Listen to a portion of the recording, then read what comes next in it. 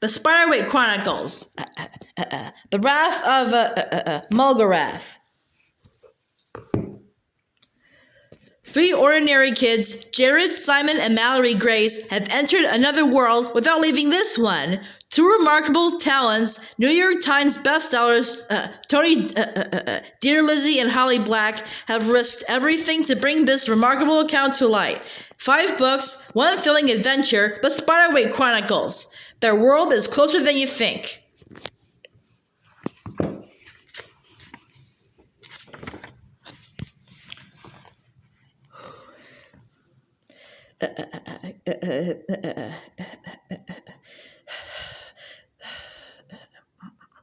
The dragon quarreled around Byron.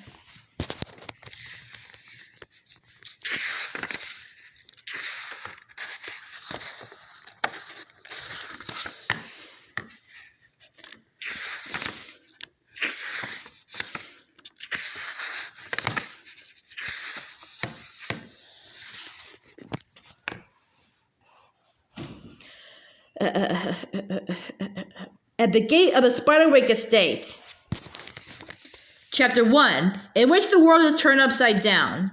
The pale light of the newly risen sun made the dew shimmer on the nearby grass as Jared, Mallory, and Simon trudged along the early morning roads. They were tired, but the need to get home kept them going. Mallory shivered in her thin white dress, clutching her sword so hard that her knuckles went white. Beside her, Simon shoveled along, kicking stray bits of asphalt. Jared was quiet too. Each time his eyes closed, even for a moment, all he saw were goblins, hundreds of goblins with Mulgarath at their head. Jared tried to distract himself by planning what he would say to his mother when they finally got home. She was going to be furious with them for being gone all night and even madder at Jared because of that thing with the knife. But he could explain everything now. He imagined telling her about the shape-shifting ogre, the rescue of Mallory from the dwarves, and the way they had tricked the elves. His mother would look at the sword and she would have to believe them, and then she would forgive Jared for everything. A sharp sound, like a tea kettle whistling at full volume, snapped him back to the present. They were at the gate of the Spiderwick estate. To Jared's horror, trash, papers, feathers, and broken furniture littered the lawn. "What is all that?" Mallory gasped. A screech drew Jared's eyes upward, where Simon's griffin was chasing a small creature around the roof and knocking pieces of slate loose. Stray feathers drifted over the roof tiles. "Byron!" Simon called, but the griffin either didn't hear or chose to ignore him. Simon turned to Jared in exasperation. "He shouldn't be up there. His wing is still hurt." "What's he after?" Mallory asked, squinting. "A goblin, I think," said Jared slowly. The memory of teeth and claws red with blood awakened a horrible dread within him. "Mom!" Mallory gasped and began to run toward the house. Jared and Simon raced after her. Up close they could see that the windows of the old estate were smashed and the front door hung by a single hinge. They darted inside through the mud room, stepping over scattered keys and torn coats. In the kitchen, water poured from the faucet, filling a sink pile with broken plates and spilling onto the floor, where food from the overturned freezer was defrosting in wet piles. The wallboard had been punched open in places, and plaster dust, mingling with spilled flour and cereal, covered the stove.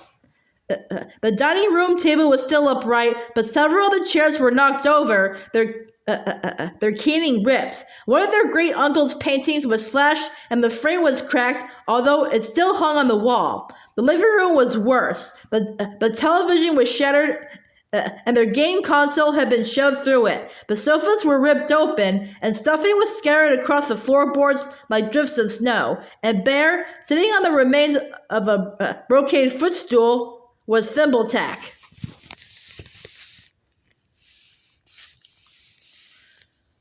"All my fault, all my fault." As Jared moved closer to the little brownie, he could see that Thimbletack had a long raw scratch on his shoulder and that his hat was missing. He blinked up at Jared with wet black eyes. All my fault, Thimbletack said. I tried to fight. My magic's too slight. A tear rolled down his thin cheek and he wiped it away angrily. Goblins alone I might have driven off.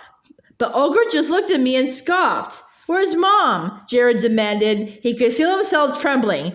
Just before the break of day, they bound her and carried her away, Thimbletack said. They can't have! Simon's voice was close to a squeak. Mom! He called, rushing to the stairs and shouting up to the next landing. Mom! We have to do something, said Mallory. We saw her, Jared said softly, sitting down on the ruined couch. He felt lightheaded and hot and cold at the same time. At the quarry, she was the adult the goblins had with them. Mulgarath had her, and we didn't even notice. We should have listened. I should have listened. I never should have opened Uncle Arthur's stupid book. The brownie shook his head vigorously. To protect the house and those inside is my duty, guide or no guide. But if I had destroyed it like you said, none of this would have happened. Jared punched himself in the leg. Thimbletack rubbed his eyes with the heel of his hand. No one knows if that is true or not. I hid it away. See what we got? Enough with the pity party. Neither of you is helping. Mallory squatted beside the footstool, handing the brownie his hat. Where would they have taken Mom? Thimbletack shook his head sadly. Goblins are filthy things, but Master Ward fed his hirelings. They would dwell somewhere as foul as they, but where that is, I cannot say. From above them, there was a whistle and a clatter. One goblin is still on the roof, said Simon, looking up. It must know. Jared stood up. We better stop Byron before he eats it. Right, said Simon, heading up the stairs. The three kids ran up the steps and down the hall toward the attic. The bedroom doors on the second floor were open. Torn clothing, pillow feathers, and ripped bedding spilled out into the hall. Outside, Jared and Simon's shared room, cracked, empty tanks lay on the floor. Simon froze, a stricken expression on his face. Lemon drop? Simon called. Jeffrey? Kitty?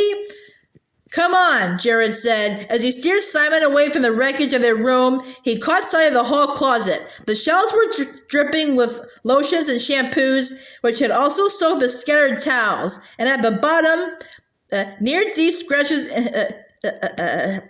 in the wallboard, the secret door to Arthur's library had been ripped off its hinges.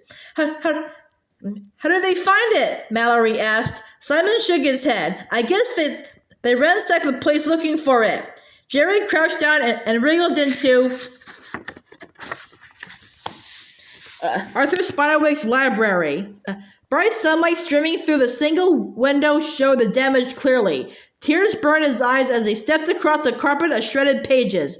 Arthur's books had been ripped free of their bindings and scattered. Torn sketches and toppled bookshelves littered the floor. Jared looked around the room helplessly. Well, Mallory called. Destroyed, Jared said. Everything is destroyed. Everything's destroyed. Come on, Simon called. We have to get back Goblin. Jared nodded his head, despite the fact that neither his brother nor his sister could see him, and moved numbly toward the door.